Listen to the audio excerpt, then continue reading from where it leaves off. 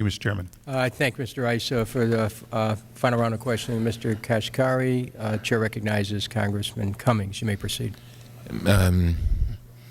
Kashkari, in the neighborhood I grew up in the inner city of Baltimore, one of the things that you tried to do was make sure that you were not considered a chump.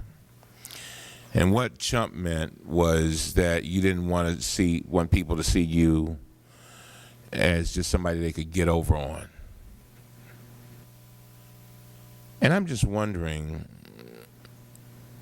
how you feel about an AIG giving $503 million worth of bonuses out of one hand and accepting $154 billion from hard-working taxpayers. You know, because I'm trying to make sure you get it. You know, I mean, and you know what really bothers me is because all these other people who are lined up, they say, well, is Kashkari a chump? We can just go in there, and I'm not saying they are. I don't know. We can go in there, we'll get some money, and you know what AIG did? They even will tell you they're coming back for some more. And they have the nerve to grant some $503 million worth of bonuses. I'm just wondering, do you all say to yourself, wait, this doesn't look too good? And I'm wondering about them, if it was strictly from a PR standpoint. And I know nothing about PR, but one thing I do know, I wouldn't want to be asking my friend for some money to help me stay afloat, and if I didn't get the money, I'd be out of business. And then for my friend, I say, okay, I'm really struggling. Then my friend, who can barely afford to go to McDonald's, then walks around and sees me in a restaurant costing $150 a meal. There's absolutely something wrong with that picture. And so I wonder, do you all, I mean, does that go through your head? Or is it just me? Am I missing something? No, Congressman, you know, I saw the same images that you saw of the parties, and I share your frustration with that. What about the $503 million worth of bonuses? Let's talk about that, because I heard about that this morning, I think as you did, in the paper, and I asked my colleagues to check on it and say, what is this? Because I was outraged when I saw the headlines. What was explained to me is that this was money, apparently, and I'm not defending it, but this is money that had already been paid to employees that was set aside in a separate fund that they would get if they left AIG. And we need AIG to keep running as a company so that it can sell off its assets and pay back the taxpayers. And so from what's been explained to me is that this money that had already been paid but set aside to the employees was now released so that the employees did not have an incentive to quit, because we need them to keep working so that they can sell off the assets and pay back the taxpayers. We need them to explained to me. Yeah, we need them to keep working, but guess what?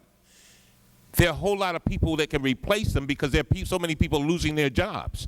This is an employer's market today. That's true, sir. Come on now. No, I'm there are with you, people, Congressman. I guarantee you, there are people who are lined up saying, please quit so I can get a job.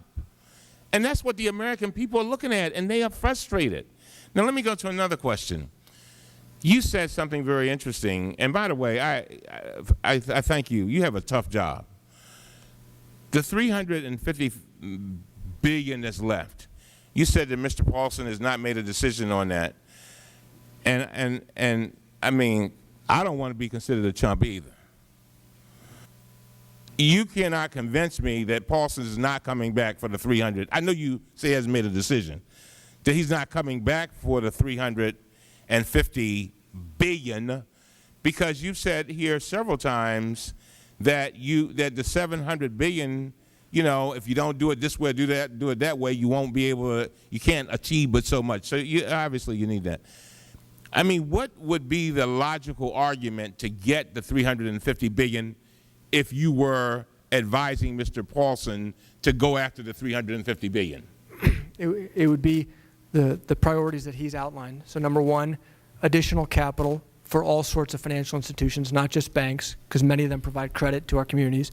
Number two, getting consumer credit flowing again. I talked about auto loans, credit cards, student loans, et cetera. Those markets are frozen today.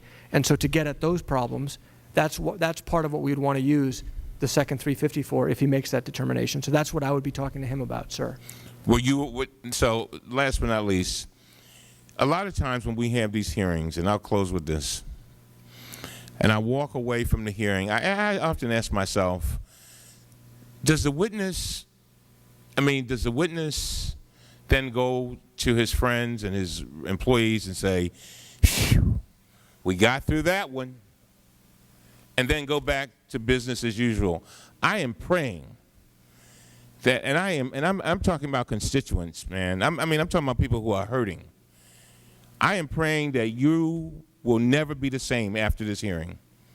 I'm serious, and I know that you've been reaching out, trying to do it. But in other words, I want you to go back with a little bit more fire. I'm not saying you haven't had the fire, but I want it to be hotter to try to help these people who are losing out. These are the people that I face.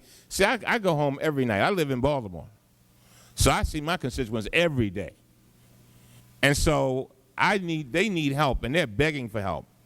And I just hope that when you go back, you don't say, got past percentage, got past Ice and Cummings, is a little rough.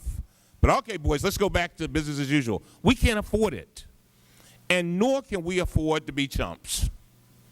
We can't afford it. It is too much. People are hurting, and they are in pain.